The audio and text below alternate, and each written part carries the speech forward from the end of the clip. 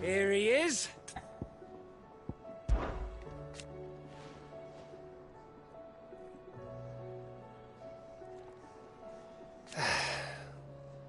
But over time...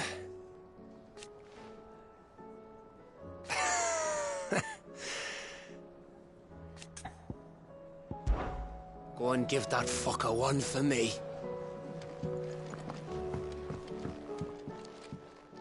Hmm?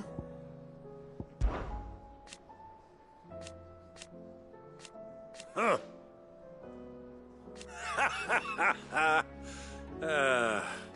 Thank you, Uncle. As for down here...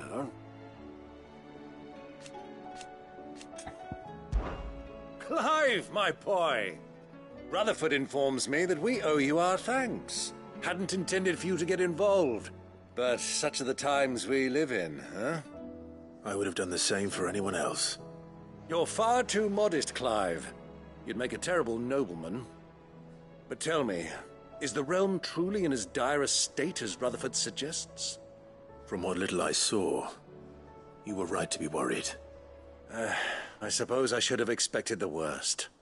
But I was rather hoping the great and good of the realm might have things a little more under control. Alas, it seems that firm leadership is in short supply these days, and without it, the people are bound to lose their way. We must move quickly. But where do we start? True, the challenges that face us are many. But in my estimation, there are two key areas to be addressed before any other. The realm's armies and her larders. As you've seen firsthand, it's every man and woman for themselves out there. Certain cities have banded together to try and maintain some semblance of order, yes, but such cases are few and far between. And yet, the only remedy for the chaos that faces us is unity. A unity that transcends even the borders laid down by our ancestors. In short, if Storm does not stand together, she will fall apart. But how would one even begin to unite the realm? The armies, my boy. As I told you already, we begin by restoring order among the ranks of those sworn to maintain it. Sadly, I doubt I could convince even the lowliest gaggle of privates to dig a latrine together. But I do know someone the High Commanders have been known to listen to on occasion. Field Marshal Eugen Havel. I thought he was retired. He was, until an Akashic army tore through Randalar and killed most of the rank and file. There is no man alive more capable. Literally. And as luck would have it, I've already spoken with him on the matter. Of course you have. And he's agreed to help. On one condition. That he first speaks with you personally. Havel has always been a man of frustratingly rigid principle, and he has certain qualms about clasping arms with, well, with an outlaw. I extolled your many virtues as best I could, of course, but the old goat was adamant that he be allowed to appraise you in person. You don't mind, do you, my boy? Of course not. As long as chaos reigns, we will never build a better world. I'll do whatever it takes. And if the Field Marshal wishes to speak with me in person, then so be it. That's the spirit. I'll leave for Randalar at once. Would you send a Stolas? Of course. Rutherford is already in the Dalmekian capital. I'll have him tell Havel to expect you forthwith. Excellent. Thank you, Uncle. No, thank you, Clive.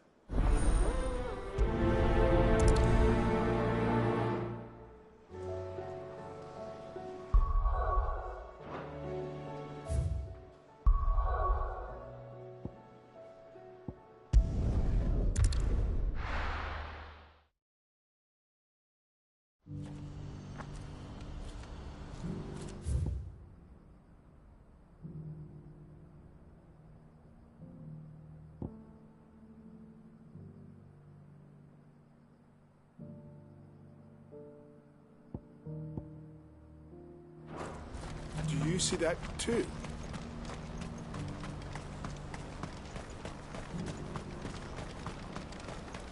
Papa? What is it? Oh, please. Just make it stop. I'm scared. It's all right.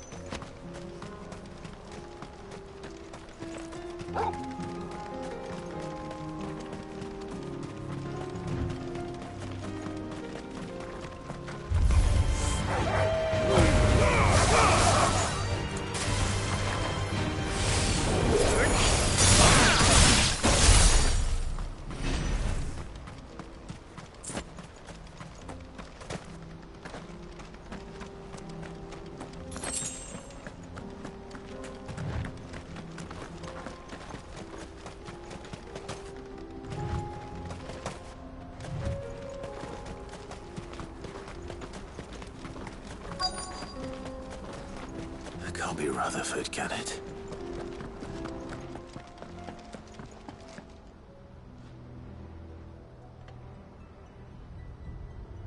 Turncoats and cowards, the lot of you! If it's a fight you want, it's a fight you shall have! Allow me. I don't need your... Please, Field Marshal, oblige him. This won't take long. You're right. It won't. Men, finish him.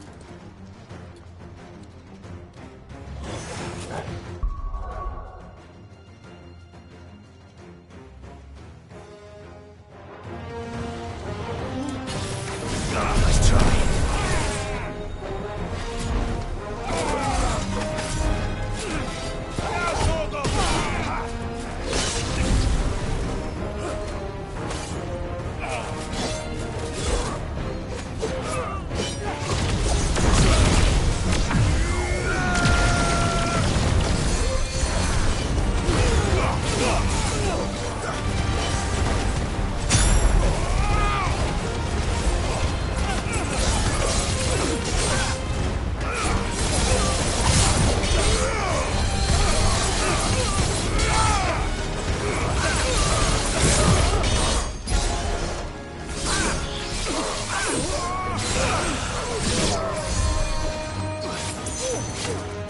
Nice try.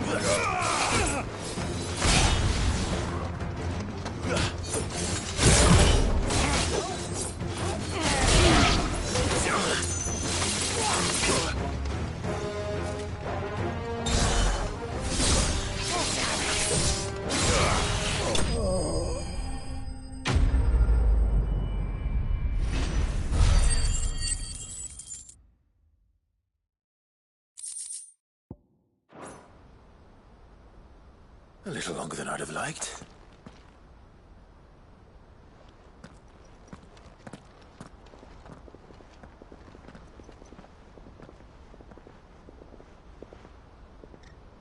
Field Marshal Havel, I presume. Are either of you injured? No, my lord. You arrived just as our escort turned on us.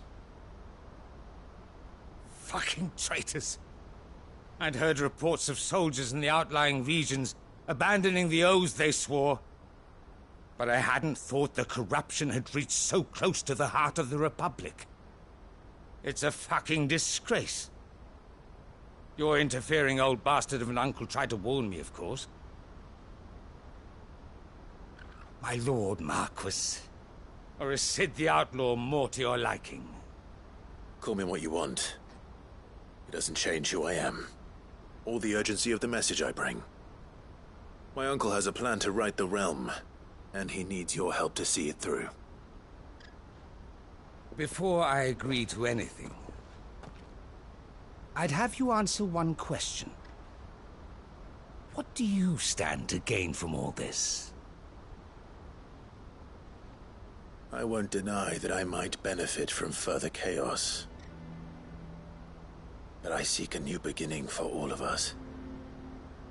And while the choices I've made may not always have been the right ones, I know I made them for the right reasons.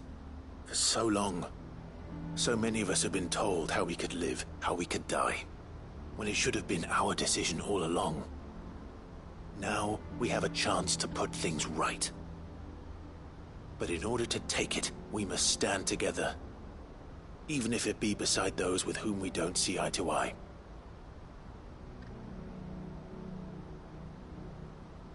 Certainly not the words I expected from an outlaw. But perhaps your uncle was right. You are no ordinary outlaw.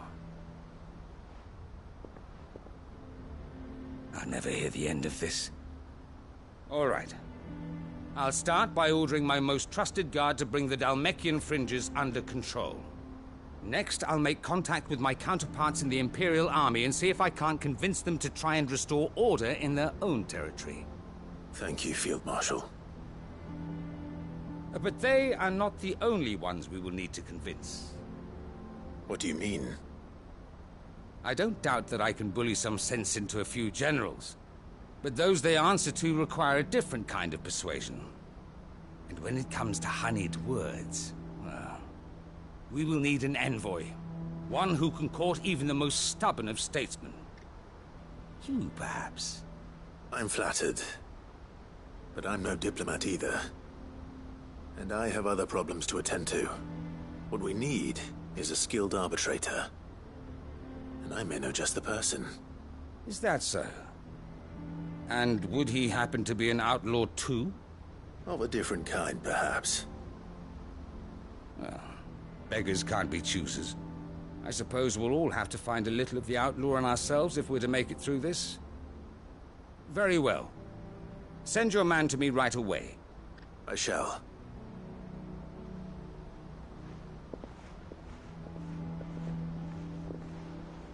My Lord Marquis.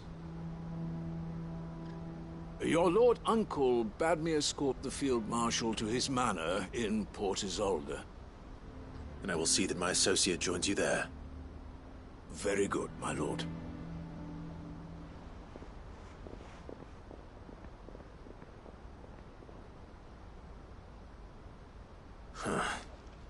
An envoy.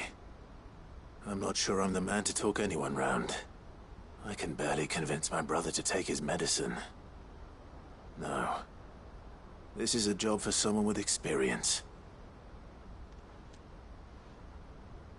Someone like Quentin. I hope I can convince him at least.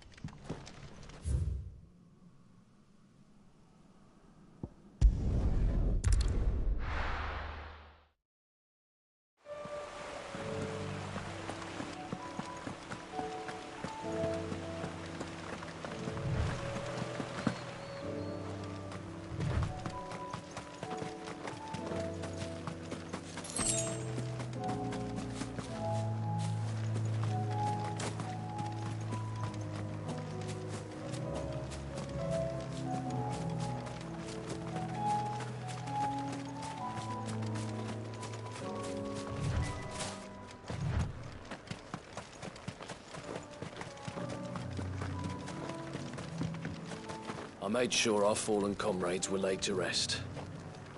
And they can rest easy, knowing that their sacrifice wasn't in vain.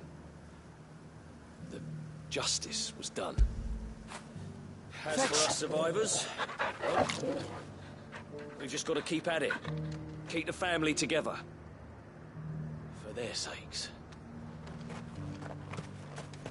I'd have followed Quentin to that manor if I could have done, and I'll keep following him now. Wherever... Quentin's gonna build us new Lost Wing, and I'm gonna help. Quentin, I have a proposal for you. Do you now? Something tells me you'll be asking more of me than a cask of Gotand gold. Go on, then. Propose.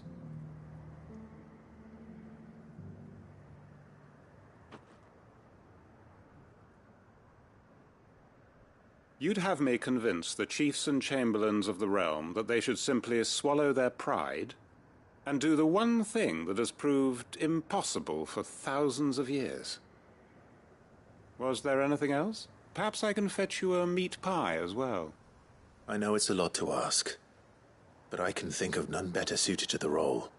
And you'd have me give up what little I have left to do it. I told you, Clive.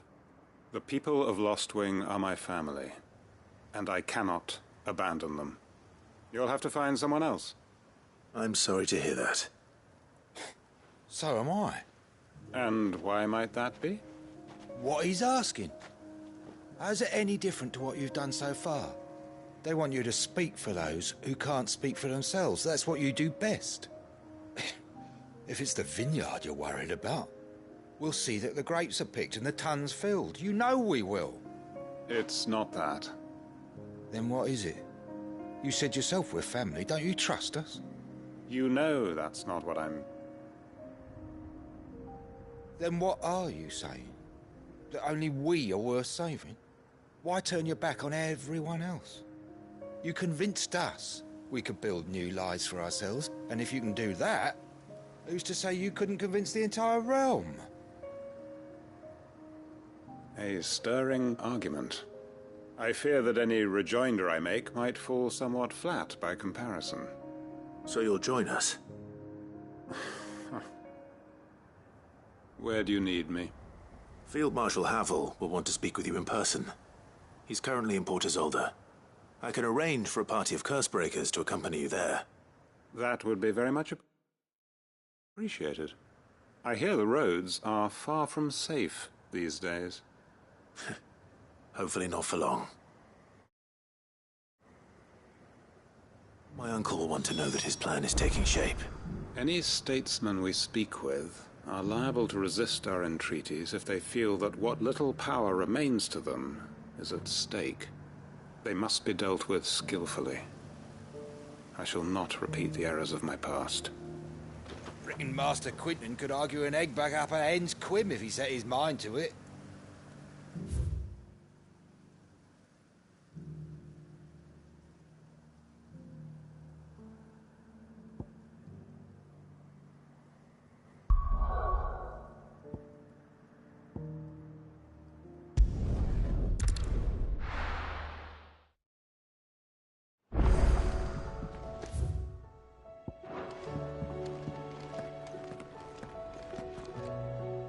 Uncle, I bring good news. The Field Marshal has agreed to your plan. Ha! Of course he has. I didn't doubt you for a moment, dear boy. Rutherford is accompanying him back to your manor in Port Isolde as we speak. They will await your return there. As will one other. One other? Who, exactly? Lord Havel was concerned that even if he could get the realm's armies to agree to an accord, he might not be as successful in convincing those with political power. He asked if I might have a solution, and I suggested a certain Imperial Lord Magistrate turned Liberator. One of your co-conspirators? Master Quentin would probably call me one of his, but yes. Another outlaw, then. Just the thing we need to put these rotten politicos in their places. Good thinking, Clive. I'm glad you approve. The more the merrier, eh? Uncle, assuming Havel and Quentin can solve our problem with the armies, you still haven't mentioned how we might manage the grain shortages. Oh, don't you worry, my boy. The 7 high houses will be seeing to that. They have all agreed to make the most generous of donations. Oh, of course, it did take a little persuasion, but luckily I had some unexpected help. From who? Why, you, my boy. Rumor has it that you rescued the Lady Ariane's head steward Rockford from a horde of bloodthirsty bandits. It was more of a handful. Well, the old battle-axe was so pleased. She had a shipload of talents delivered to my private docks by the next new moon. And when the other houses saw the parsimonious old crone's purse strings finally loosen, they as good as tripped over themselves in the rush to follow suit.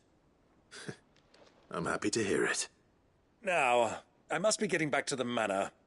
Join us there at your earliest convenience, would you? Of course, Uncle.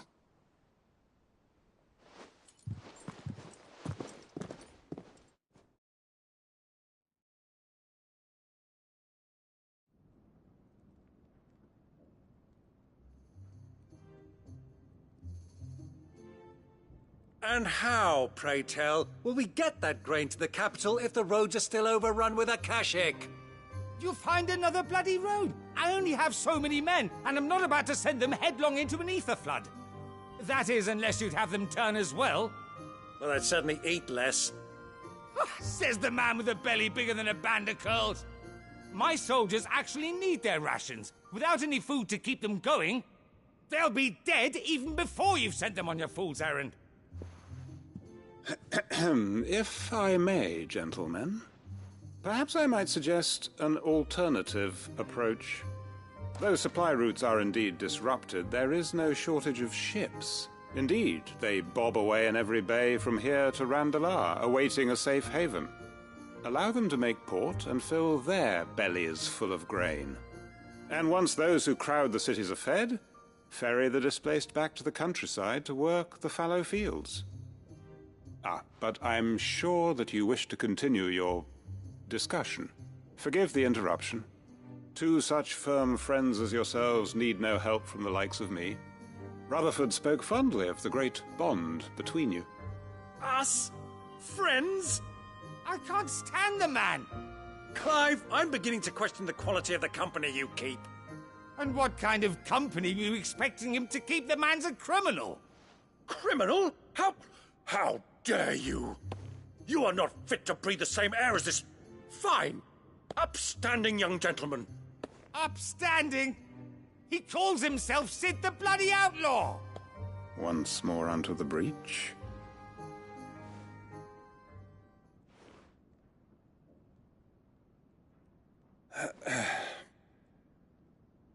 Shall we begin again? What we seek here is not to create a new nation, nor to claim the thrones of those that already exist. We wish simply to bring stability to the realm that mankind might weather the current storm. And to do that, we must convince those in power, the generals, the statesmen, the nobles, that our cause is just. There will be disagreements, yes, and I imagine some resistance, much resistance. But we cannot let that deter us. If we show them the path, show them that we walk it ourselves, then I am confident they will follow. The fate of the world lies in my nephew's hands, but the well-being of her people lies in ours. And we must not squander the chance that Clive has given us.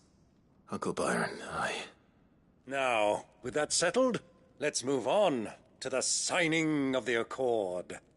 For what great moment in history hasn't been accompanied by a little ceremony?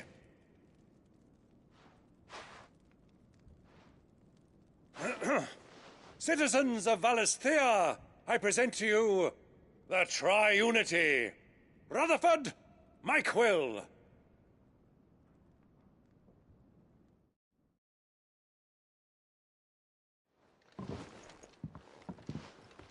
Well, my boy, the stage is set.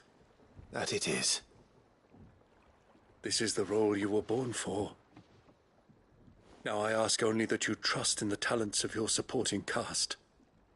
We shall play our parts to the best of our abilities, that you might have the opportunity to shine. The realm needs its Sir Crandall, and there is no better Crandall than you, Clive. I want you to keep this signed accord as proof of our faith in you. I will. Thank you, Uncle.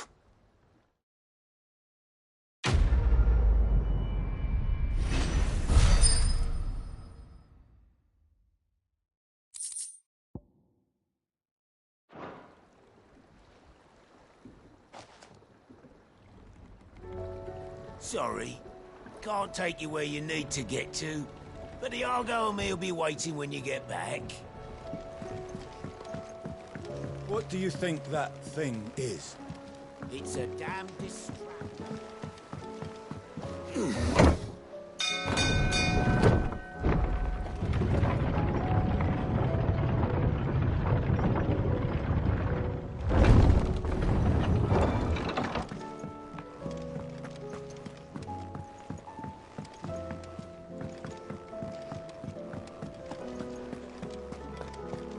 While I admit I had my doubts at first, your man Quinton seems a reasonable sort. That and every moment he's talking instead of Havel, the better chance we'll have of setting things straight. You can trust in us, Clive, just as we trust in you. While I admit I had my doubts at first. First the skies, then the crystal. What next? The advent of great Griga herself. I will not forget this kindness, my lord. I shall go to East, but as soon as the rebuild...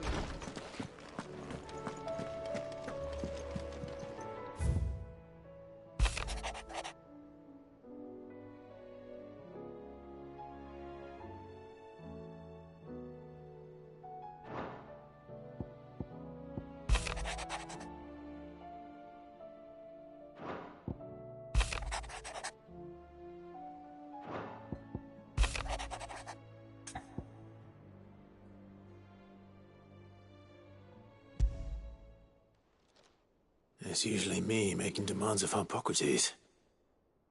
I wonder what this is about.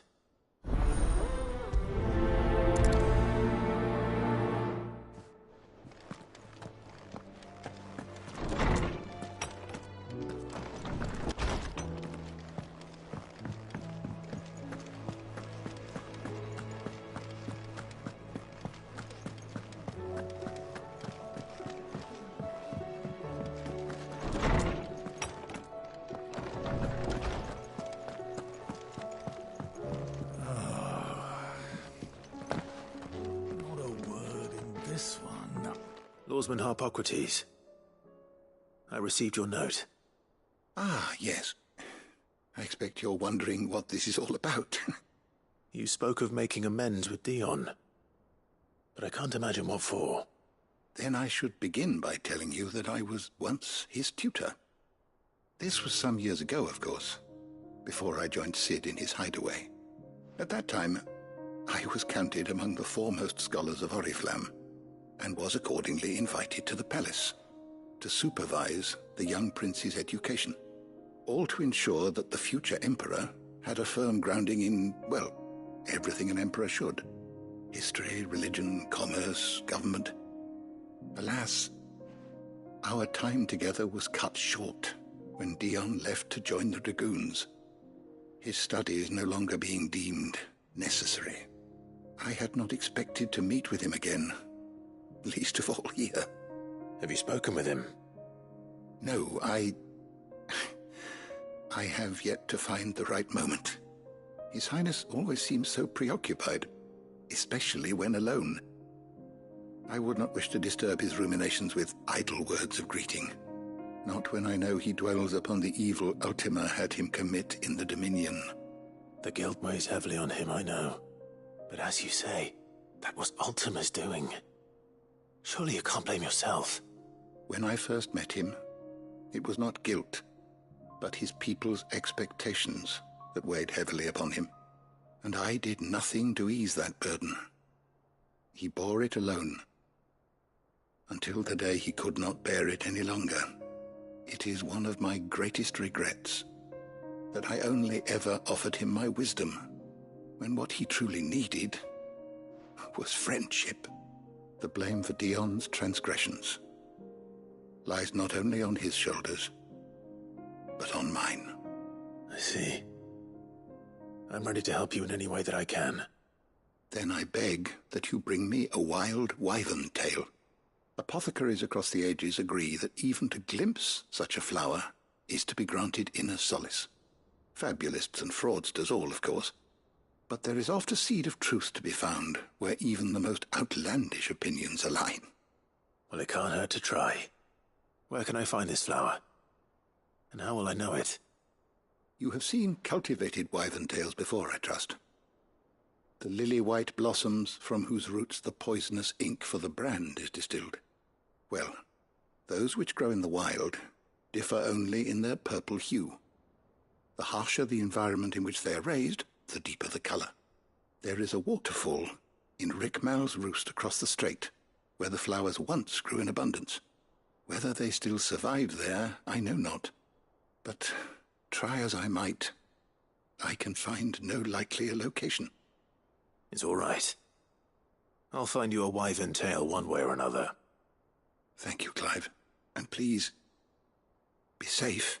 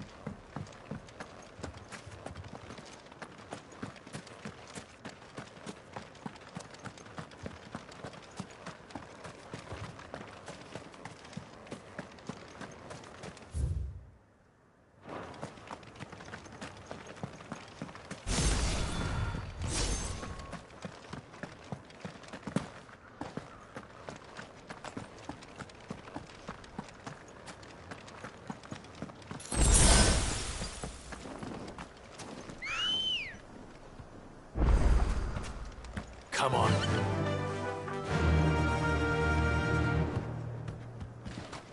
Run like the wind.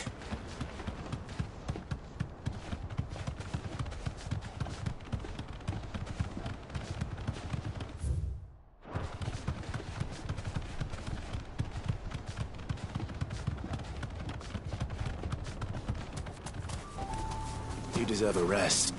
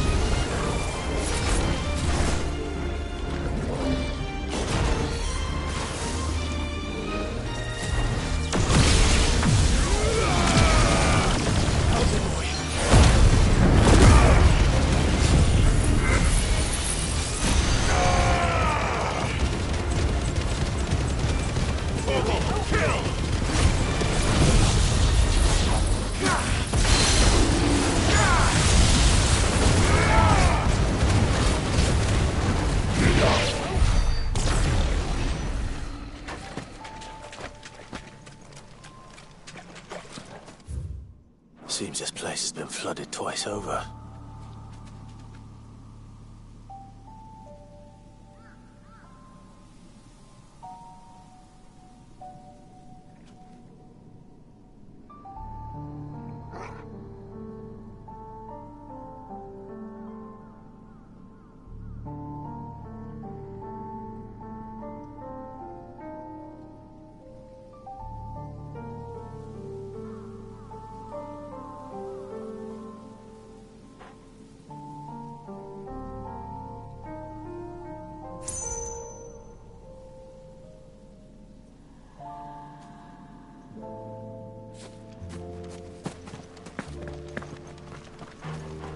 Purple flowers blooming next to a waterfall. Shouldn't be too hard to find.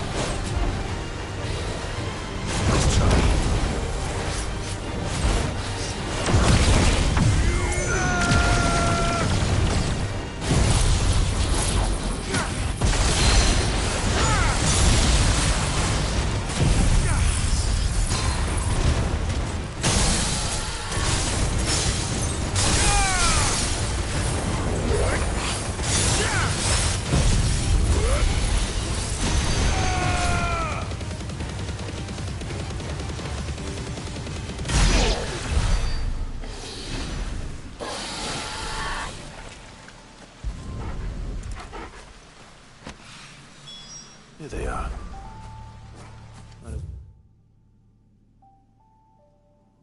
Well, big enough for a bunch, I suppose.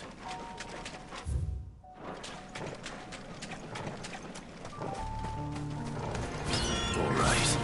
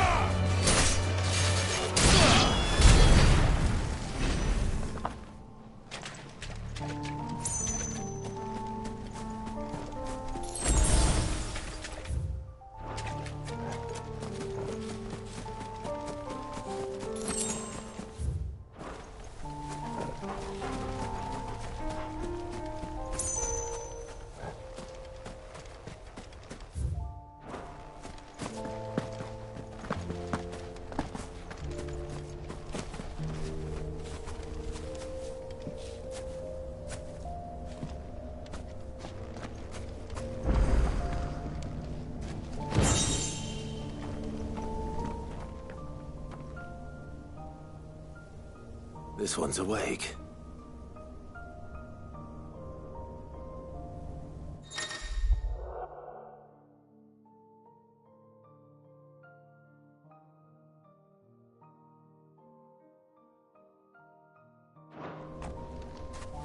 Let's see what's inside.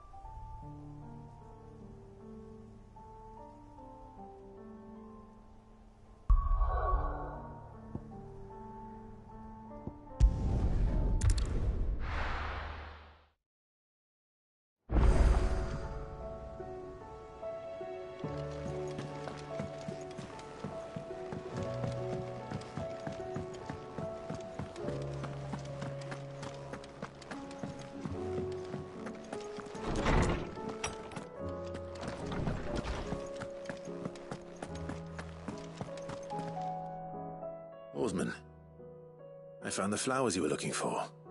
You did? I think I did.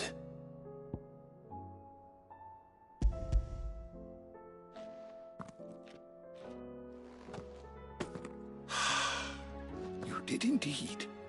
My dear boy, thank you. You wanted to make Dion a gift of one, did you not? Shall I invite him to join us? Oh, I don't... It's no trouble. I'll go and fetch him.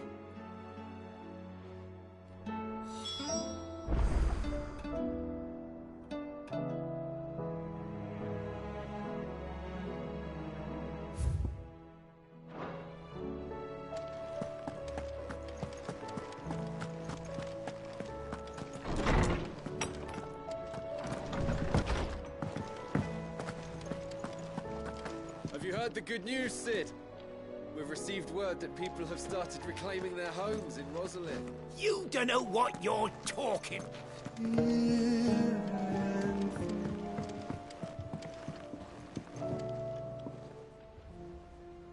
Your Highness, would you do me the honor of accompanying me? No. It is time, then. No. Only to the shelves. Our lawsman has something he'd like to give you. Master Harpocrates. No. I dare not show my face before him. Not after everything I have done. I have taken countless innocent lives. And ruined countless more. All because I was weak. I have sworn to atone for my crimes or die in the attempt. But were I to meet with him again, and see in his eyes what I have become, I fear that my resolve might falter. Then that is all the more reason to do it. Test your resolve. Prove to yourself, and to him, how strong it truly is.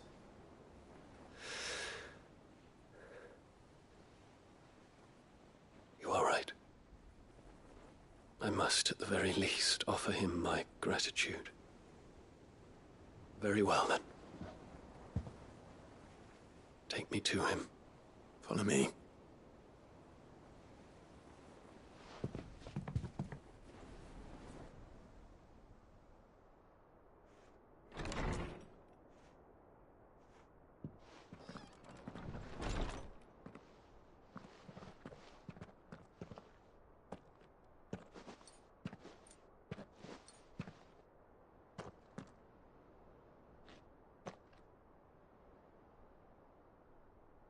Even now, I hesitate to approach him.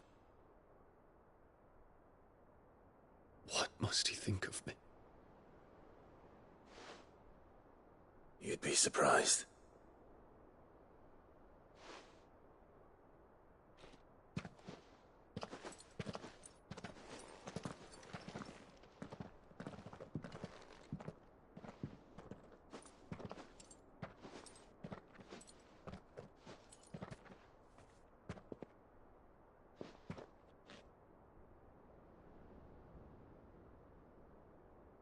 Master Harpocrates, pray, accept my apologies for leaving your tutelage before my studies were complete. Your lessons opened my mind to a world quite unlike the one I had imagined from within the gilded confines of the palace. And I shall be forever grateful for the efforts you made to enlighten me. Lift up your head, Your Highness. The deeds of youth require no apology. That you took the time to visit me says much about the man you have become. Now, there is something I would like to show you.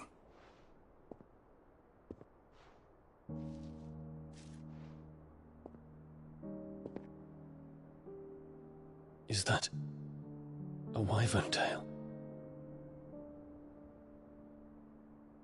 The color is unfamiliar to me. Because it is unique to those found in the wild. Something in the harsh environments in which they grow lends them this striking hue. Their roots are indistinguishable from those of their hothouse cousins, but once they bloom, the difference is immediately apparent. In this flower, I see you, Your Highness. Its roots were the roots of a wyvern tail, with all that implies. But they do not define it, just as yours do not define you. I want you to have it, that it might remind you of this truth.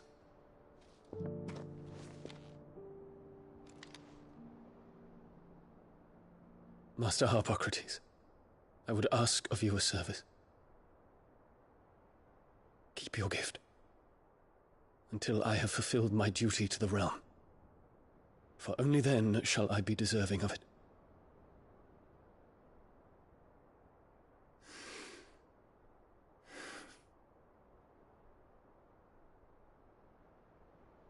As you wish, Your Highness. I shall await your return.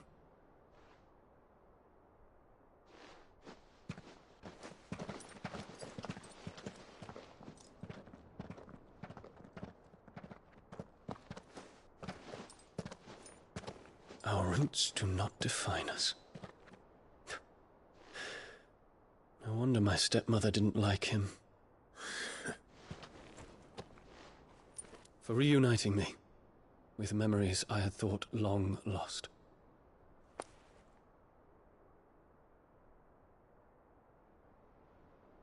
I shall not forget this.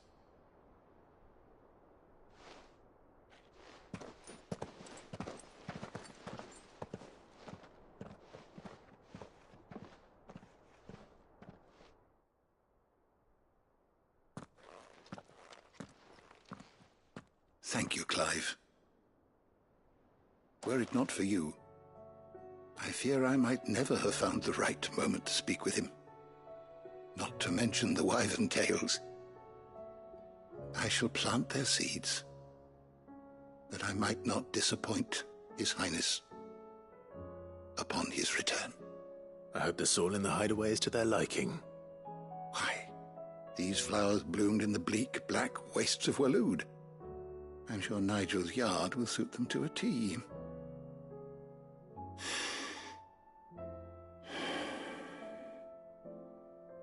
When it comes to expressing one's gratitude, I find that words are seldom sufficient. Here. What's this? A stolas quill. Or more precisely, my stolas quill. 'Tis said that an owl's feathers are steeped in the wishes it hears over its long lifetime. All those words just waiting to pour out onto the page. So consider this my wish for you. That one day you may put down your sword and pick up that pen. Well, when that day comes, I'll certainly have a lot to write about. Thank you, Harpocrates. It shall have pride of place in my chamber.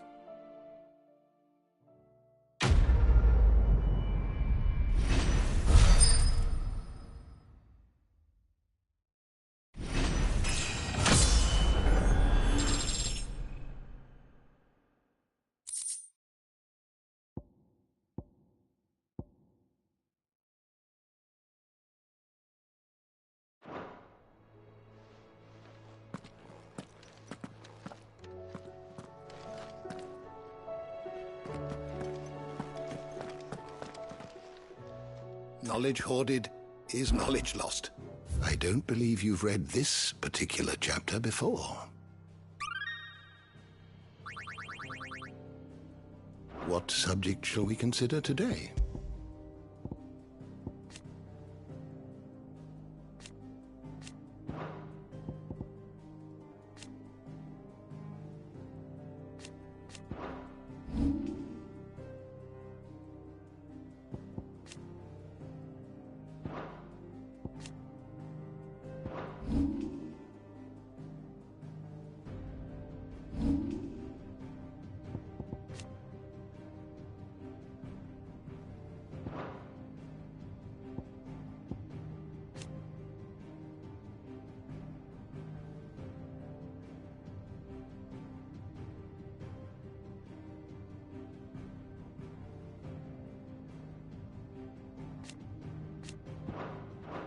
The door to the shelves shall ever be open.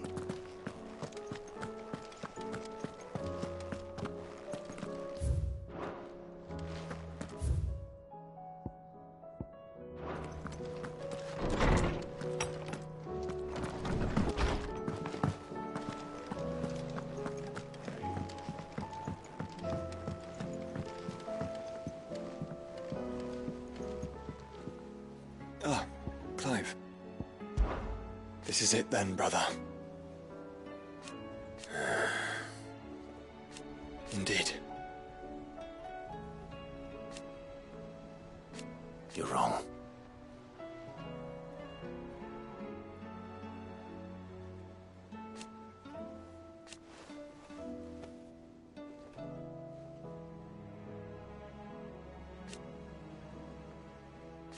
Of course.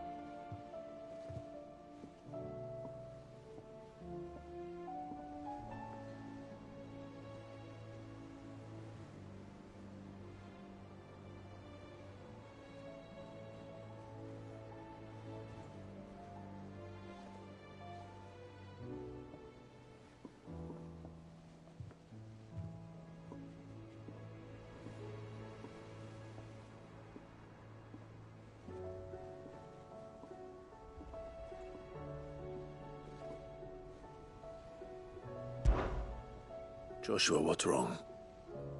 And don't say nothing. It's not nothing. I've received word from Cyril. The Undying have found Father's will, or something akin to it. His will? How?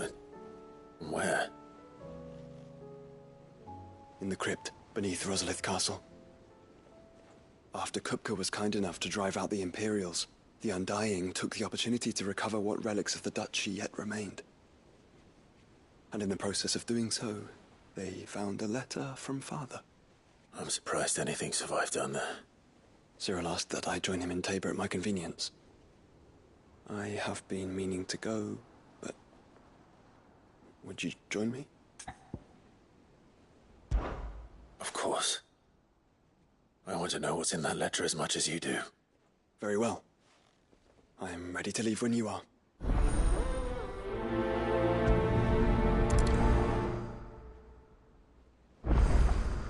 Back to Tabor, then. Not to be united with Yote this time, but with Father.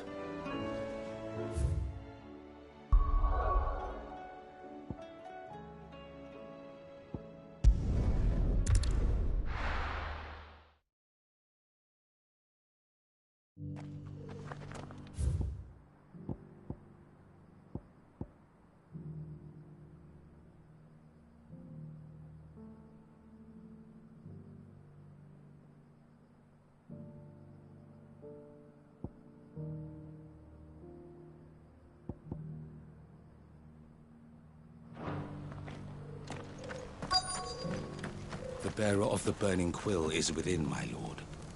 Prithee enter.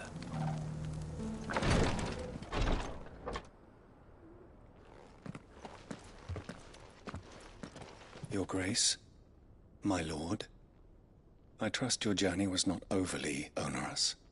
Cyril, you found a letter from Father? Yes, I have it here.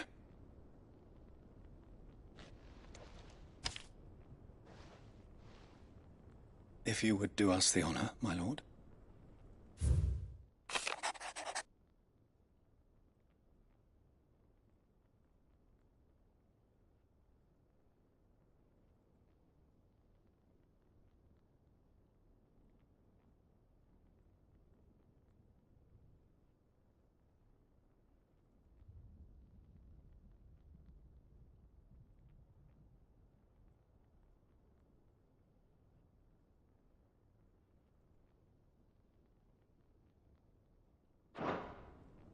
An inheritance. It would seem the late Archduke penned this missive shortly before his passing. The day before we left for Phoenix Gate. What are these plans he spoke of? His plans for the duchy, Your Grace. Your father entrusted them to my predecessor, the former bearer of the Burning Quill, who entrusted them in turn to me. The complete emancipation of bearers is their stated aim. But your father's dream did not end there. His Grace also spoke of building hospices to care for those stricken by the curse, and the founding of a new university to further the development of non-magical technologies. With the blight spreading ever more widely across the twins, Archduke Elwyn saw this as the only means of securing Rosaria's survival. He wished to see men and bearers treated as equals. To see centuries of common wisdom overturned. Small wonder he did not think it achievable within his lifetime. But he thought it achievable nonetheless.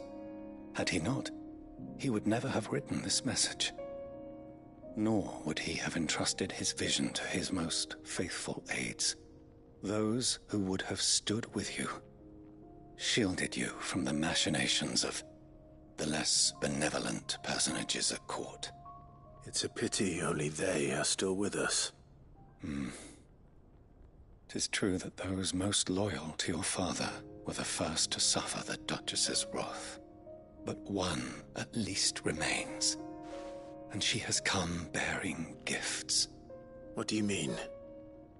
Mayhap it is better that she explain, my lord. After all, the duties entrusted to me by my predecessor extended only to recovering His Grace's will and arranging a meeting with the one who might execute it, or a part of it at least. And where is this woman? She awaits you in the archive, Your Grace. Thank you, Cyril. Shall we then?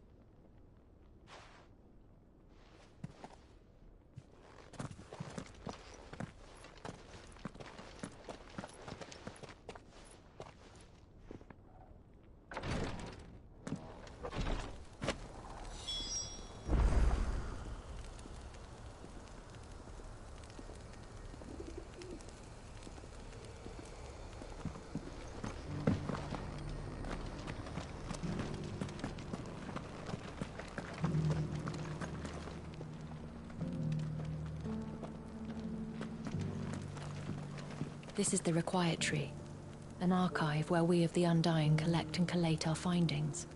Fragments of Ultima's true nature surely lie buried within these pages. We have only to unearth them.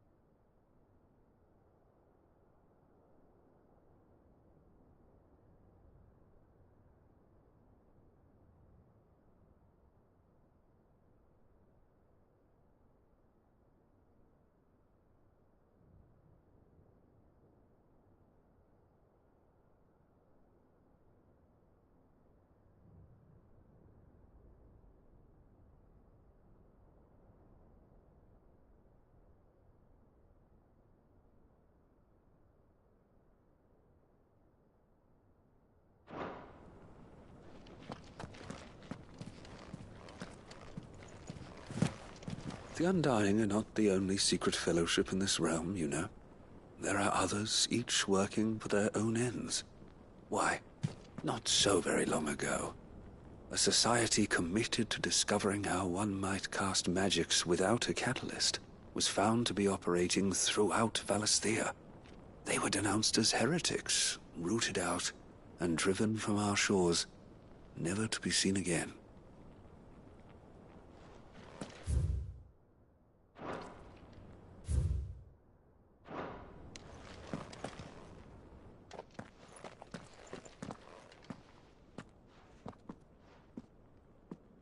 My lord, your grace.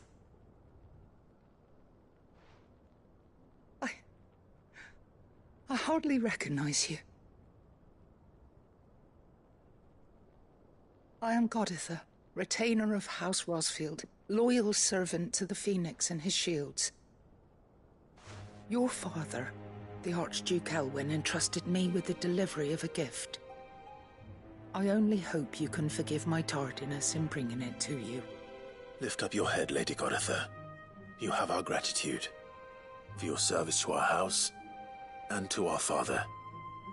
I merely did my duty, as any proud Rosarian would. My lady, perhaps you could explain a little more? What exactly is the gift you bring? As I'm sure you know, it has long been the custom for the children of House Rosfield to be presented with certain keepsakes upon their coming of age. Indeed it has. Our father often spoke of the day when our turn would come. And had he lived to see it, he would have presented you with the treasures I bear. Matching armbands for you both. Alas, he did not live. Indeed, he was taken from us even before they could be completed. He had intended to claim the Heartstone with which each armband was to be finished himself, but it was not to be. And his gifts remain incomplete. I see. It saddens me to bring them before you, as they are. It was your father's wish that you be presented with the finished articles, not these, works in progress. But with his grace long since gone, and the stone left unclaimed, I had little choice. You are grown men now, and his house is yours. And while I would not presume to insist upon your claiming the Heartstone in his stead, I know that nothing would have pleased him more than for you to do so. Thank you, Lady Goditha. What say you, Clive? What else? Of course, my lady. May our father's will be done. Oh, I am much obliged. Do you know where we might find this Heartstone, my lady? I do. Though it may be a matter of a good deal more than simply happening upon it. It is found in the bellies of elder griffins, you see. We do at least know where to find one. A certain specimen has made its nest in Titan's Wake, not far from here.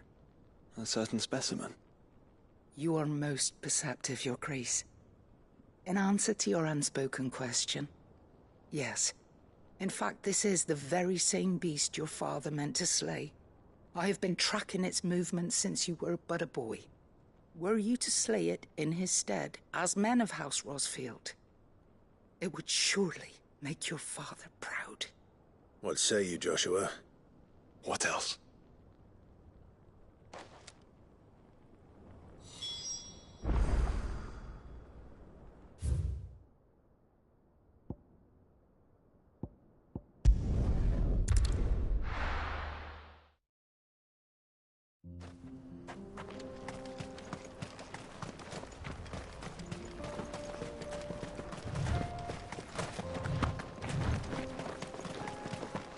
Eyes peeled, Joshua.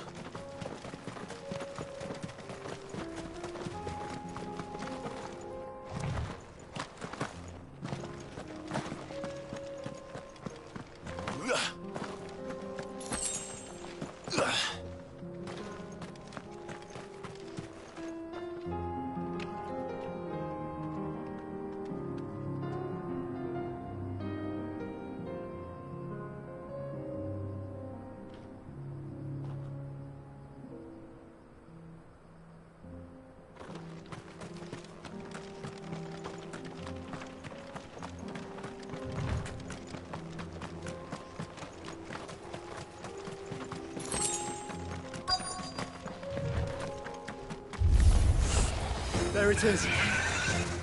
For House Rossfield.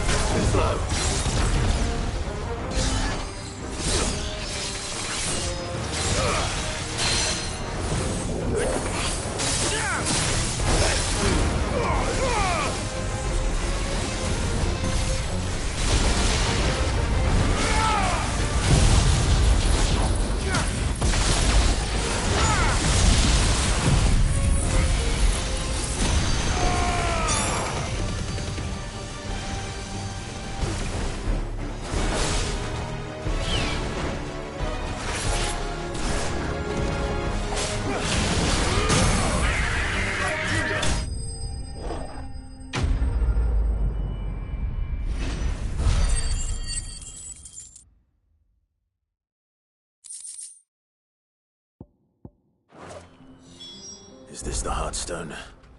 I expect Lady Goditha will know.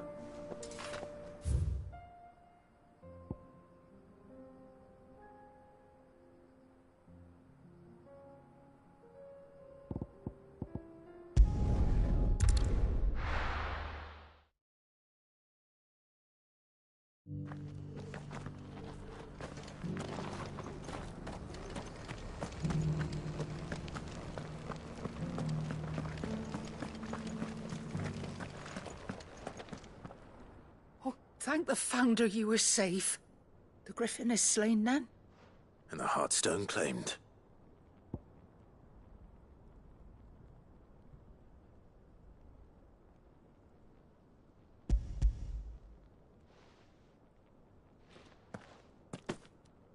Yes. This radiant luster, like frozen flame, is just as your father described it. Thank you, my lord. Your Grace.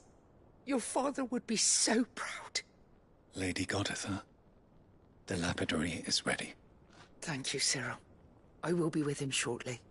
If you would excuse me, I shall have the stone cut and set forthwith.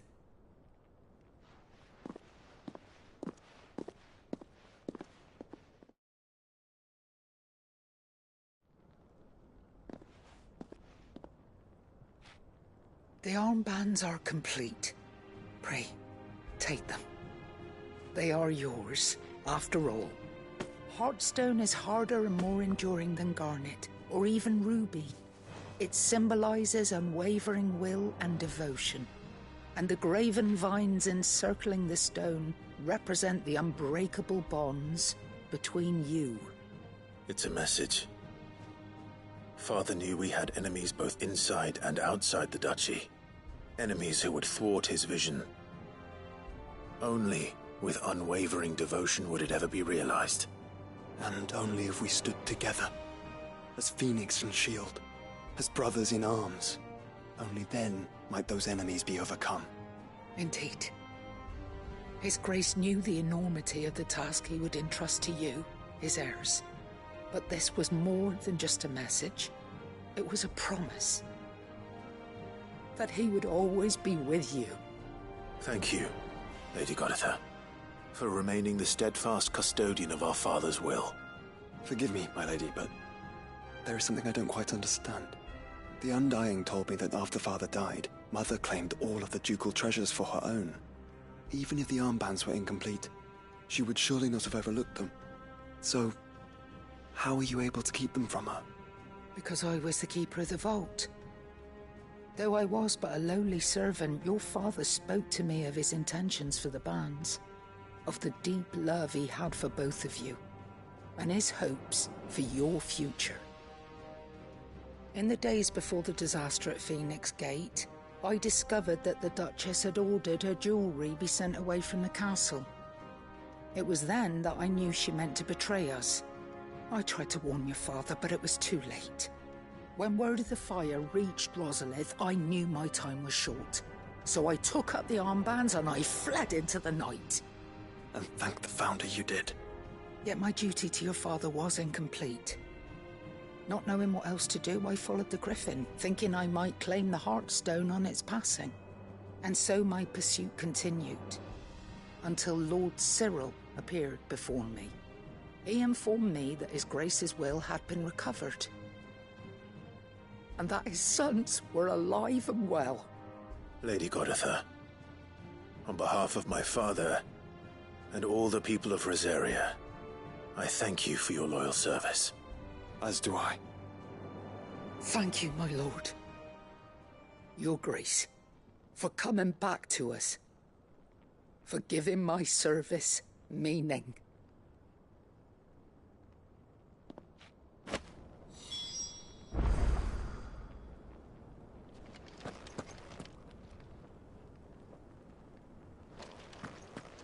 I remain your faithful servant, my lord.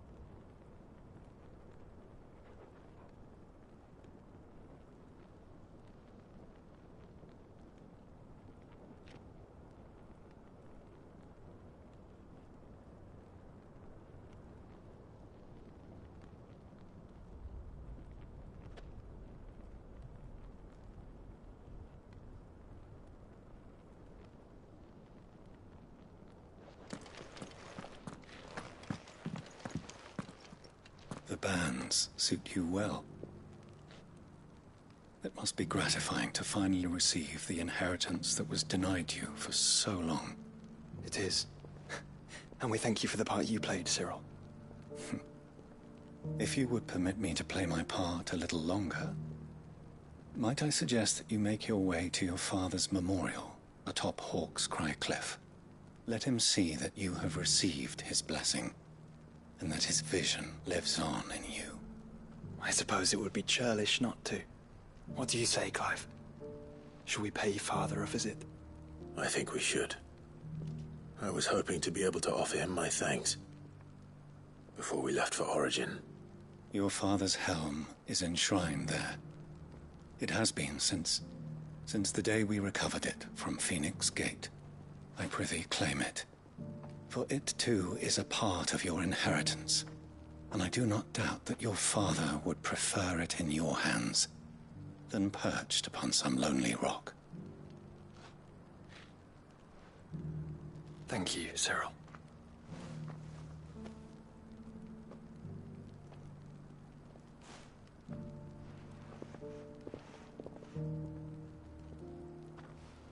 Come on, Clive. He's waiting.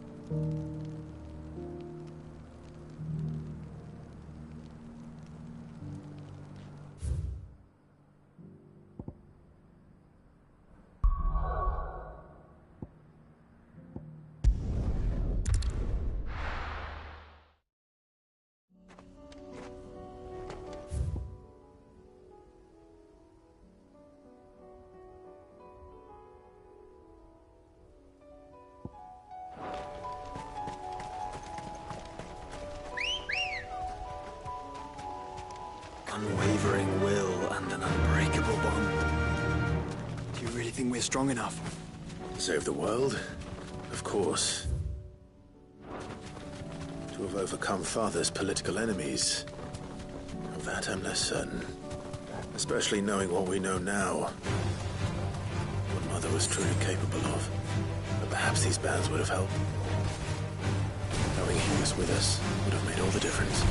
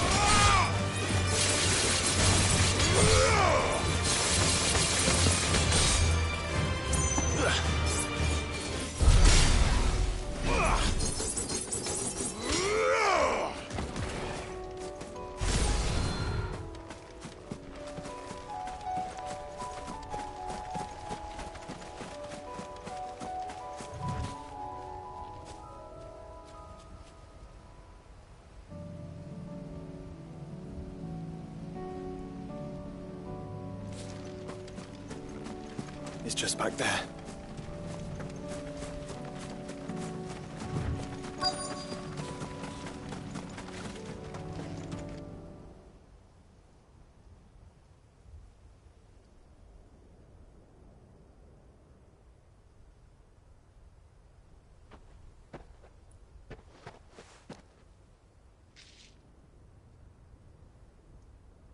Father always fought for what he believed was right. It wasn't until that night at Phoenix Gate that I realized I had never fought for anything. I always had someone else to do the fighting for me.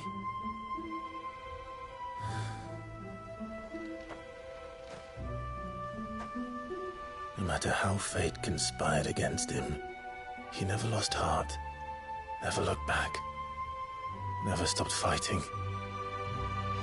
To me, he was the greatest of men. And I've been trying to live up to his ideals ever since.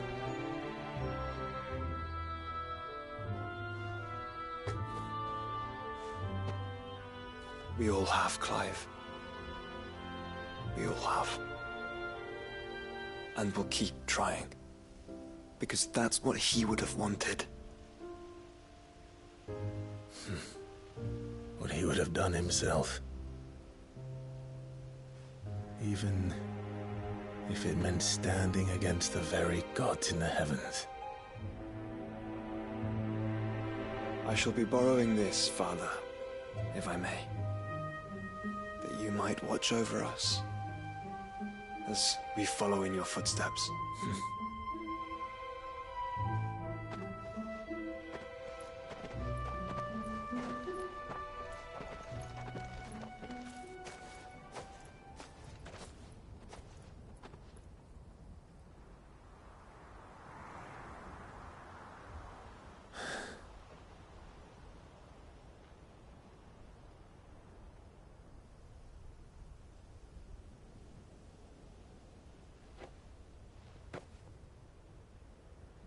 We won't lay you down.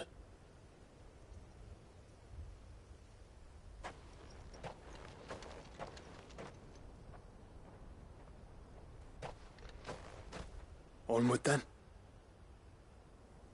Onward. To the end. And to a new beginning.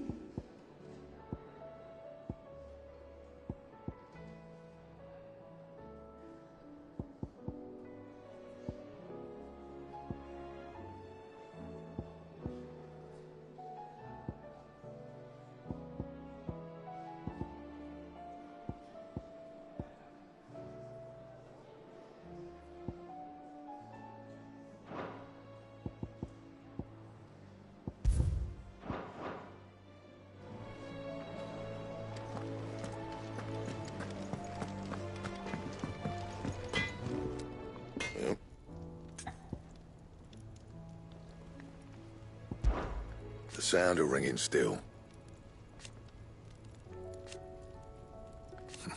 So we... Who knows? The sound of ringing.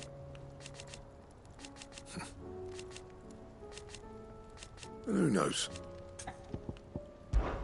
Crack the crystal. Not a very good one. But then...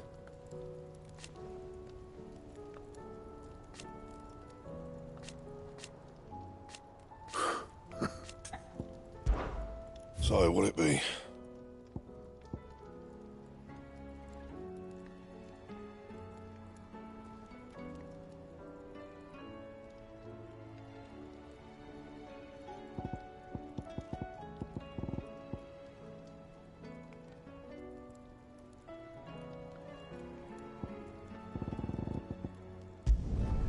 Not bad, if I do say so myself.